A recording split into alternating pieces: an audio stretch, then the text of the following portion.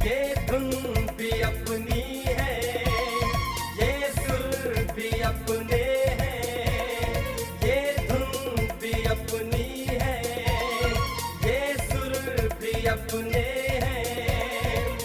आके देखो 90.4, आके देखो MSPICM, प्यार के बनते नगमे हैं, प्यार के बनते नगमे हैं। उन नगमों का है जो शोर, उन नगमों का है जो शोर, सुनाता है FM 90.4, 90.4, 90.4, 90.4, 90.4, 90.4।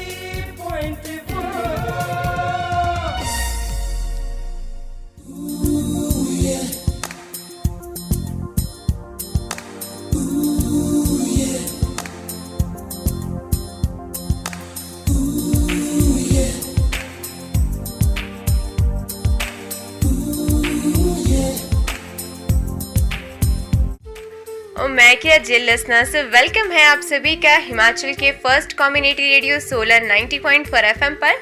और जी हाजिर है एक बार फिर से आपकी हमसफर दोस्त सुमन जी, लेकर आई हूँ एक बार इंफॉर्मेशन से भरा ये प्रोग्राम जिसका नाम है रोचक जानकारियाँ।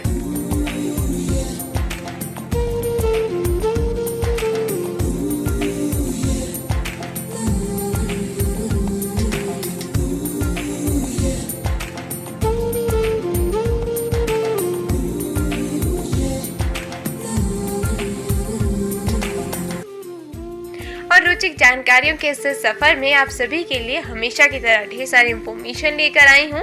कुछ रोचक जानकारियों के बारे में आपको बताऊंगी, अद्भुत बातें जो होती हैं उसके बारे में आपको इंफॉर्मेशन दी जाएगी। लेकिन साथ ही साथ आपको ये भी बताना चाहूंगी फ्रेंड्स कि अगर आप भी हमारे साथ इस कार्यक्रम में जुड़ना चाहते हैं तो भाई आप जुड़ सकते हैं।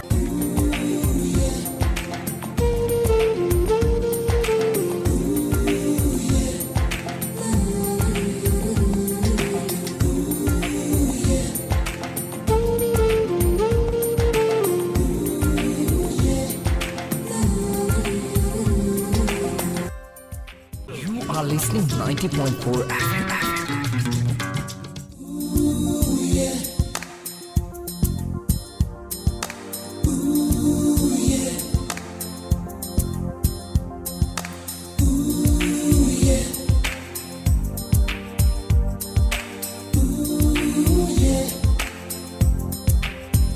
एक बार फिर से आप सभी का स्वागत करती हूँ मैं आपके अपने ही प्रोग्राम रोचक जानकारियों में। तो चलिए अपने इस सफर को आगे बढ़ाते हुए शुरू करते हैं इंफॉर्मेशन का सिलसिला।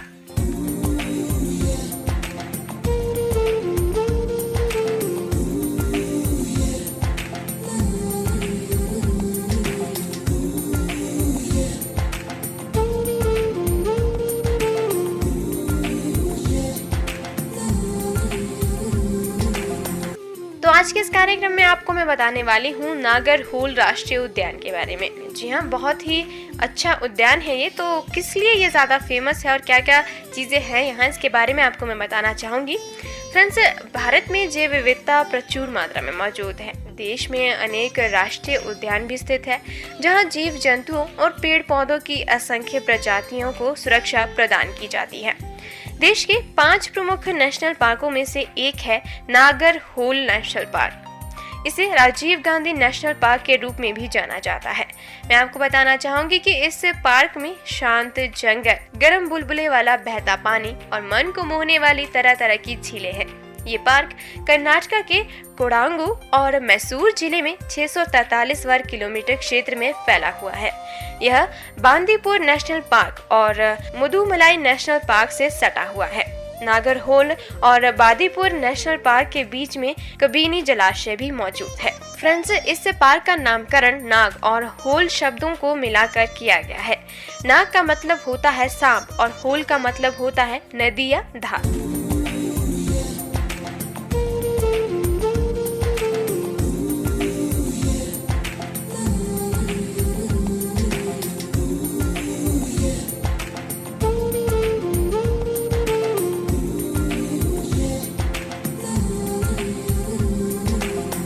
तो इसकी स्थापना कब हुई थी और किसने करवाई थी उसके बारे में भी आपको इन्फॉर्मेशन ज़रूर दूंगी मैं। तो कहीं मत जाइए आप सभी, यूं ही टिक कर सुनते रहिए आप ही का अपना कम्युनिटी रेडियो हमारा 90.4 FM।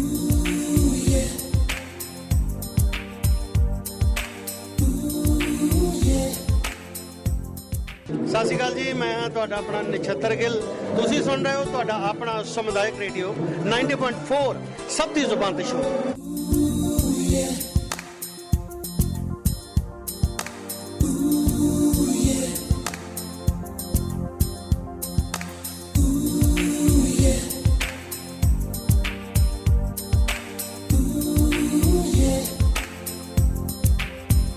लिसनर्स, आप सभी का एक बार फिर से स्वागत है हिमाचल के first community radio Solan 90.4 FM पर।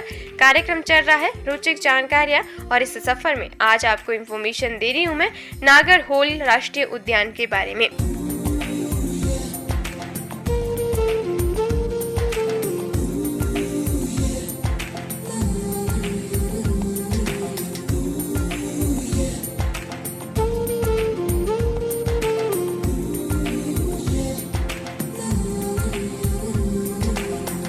चलिए अब आपको बता देती हूँ मैं कि आखिर इसकी स्थापना कब हुई थी। फ्रेंड्स, नागरहोल की स्थापना 1955 में गेम्स सेंचुरी के रूप में हुई थी। 1974 में मैसूर के जंगलों को इसमें शामिल कर लिया गया था और इसका क्षेत्र बढ़ा दिया गया। 1988 में इसे नेशनल पार्क का दर्जा दे दिया गया। मैं आपको बताना चाहूंगी कि इस पार्क का जल स्रोत काफी समृद्ध है, जिसमें कबीनी नदी के अलावा लक्ष्मण तीर्था नदी, सरती होल, नागरहोल, 4 बारहमासी धाराएं, 27 मौसमी धाराएं, 4 छोटी बारहमासी धाराएं, 47 मौसमी धाराएं, 4 छोटी बारहमासी झील, 41 कृत्रिम झील और कबीनी जलाशय आदि शामिल है। तो भाई ये सारी चीजें इसमें शामिल है और काफी ज्यादा है, जिसे देखकर सच में बहुत ही अच्छा लगता है।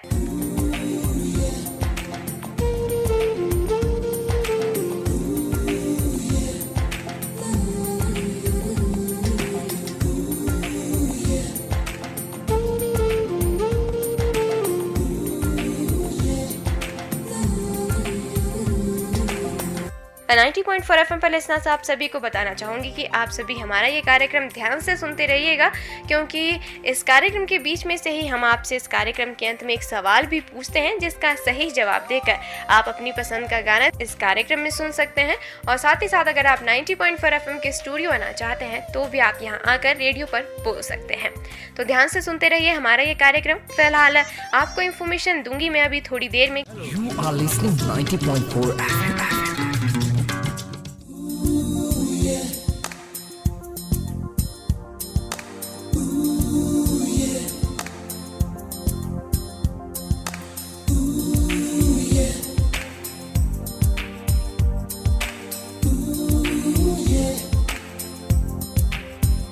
फ्रेंड्स, हिमाचल के first community radio Solan 90.4 FM पर आप सभी का एक बार फिर से स्वागत है।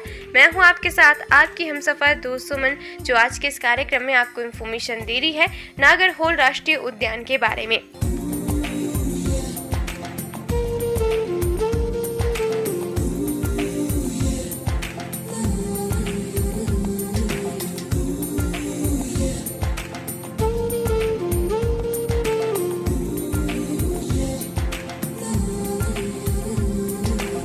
तो चलिए बढ़ाते हैं अपने इस कार्यक्रम को एक बार फिर से आगे और शुरू करते हैं इन्फॉर्मेशन का सिलसिला। वेल फ्रेंड्स, मैं आपको बताना चाहूँगी कि अगर आपको इस पार्क में जाना है घूमने के लिए तो यहाँ सबसे अच्छा साधन है घूमने का जीप, हाथी की सवारी और नाव। साथ ही यहाँ पर ट्रैकिंग की भी अच्छी व्यवस्था मौजूद है।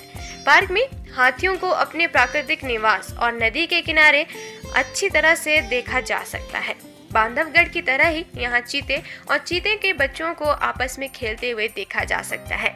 यहाँ आने का सबसे अच्छा समय होता है फ्रेंड्स अप्रैल से अक्टूबर के बीच में। इसके अलावा मैं आपको बताना चाहूंगी कि जो ये पार्क है अधिक बारिश वाले क्षेत्र में आता है, इसलिए यहाँ हर तरफ घास फैली हुई है। दूर तक फैली हरी हरी घास आंखों को बहुत ही अच्छी लगती है और काफी ज्यादा अच्छा लगता है चारों तरफ हरियाली देखकर। यहाँ का जंगल ठीक और यूकेलिप्टस के पेड़ों से घिरा हुआ है। मैं आपको बताना चाहूँगी कि इस पार्क की विशेषता यह है कि तमाम तरह के जानवरों के देखने के लिए यहाँ दूर दूर भटकना नहीं पड़ता। हर तरह के जानवर इस पार्क में मौजूद हैं और उन्हें देखा जा सकता है। मैं आपको बताना चाहूँगी कि यहाँ आने पर चीता, सांभर, चीतल, हाथी, भालू, जंगली सांड, तेंदुआ, हिरन और तमाम तरह के अन्य कई जानवरों को देखा जा सकता है। और मैं आपको बताना चाहूँगी कि यहाँ करीब 250 प्रजातियों के पक्षियों को भी देखा जा सकता है और इन्हें देखकर आपको मज़ा ज़रूर आएगा।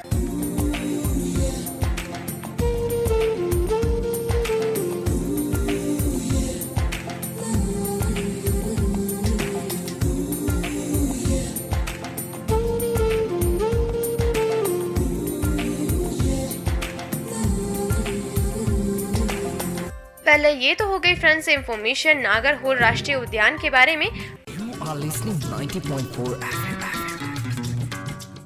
मैं आकाशवाणी चंडीगढ़ तो प्रीतम सिंह रुपाल बोल रहा हाँ। ये है चैनल 90.4 सब दी जुबान पे शोर।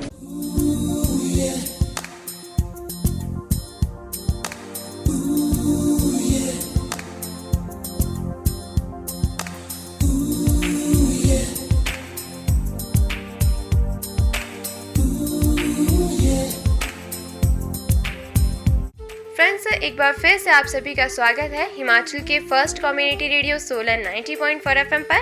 कार्यक्रम चल रहा है रोचक जानकारियाँ। तो चलिए बढ़ाते हैं अपने इस कार्यक्रम के सफर को और थोड़ा सा आगे।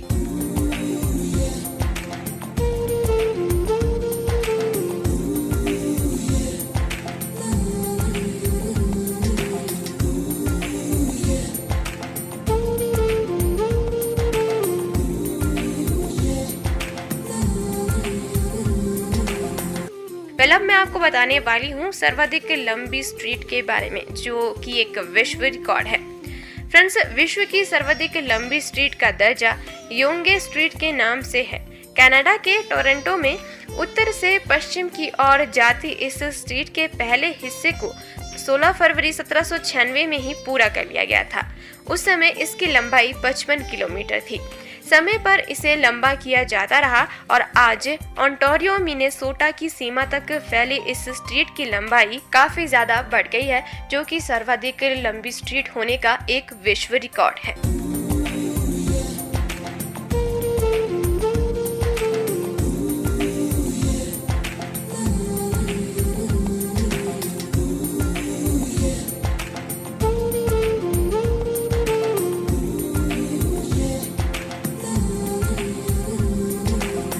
फ्रेंड्स, ये तो हो गई इंफॉर्मेशन।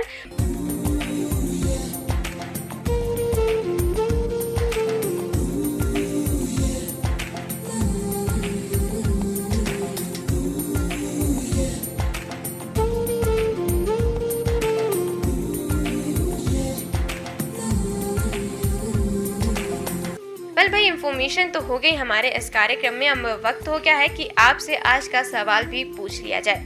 तो फ्रेंड्स, आज का मेरा सवाल आपसे ये है कि जो नागरहोल राष्ट्रीय उद्यान के बारे में मैंने आपको बताया, उसे एक और नाम से भी जाना जाता है।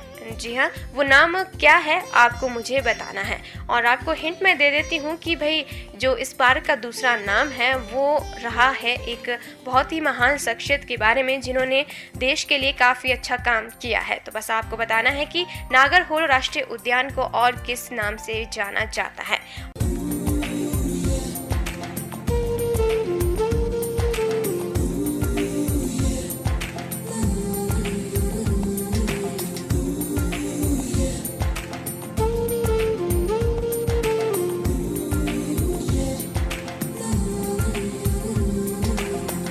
वेल 90.4 FM पर लिसनर्स, अभी वक्त हो गया है इस कार्यक्रम के सफ़र को यहीं समाप्त करने का।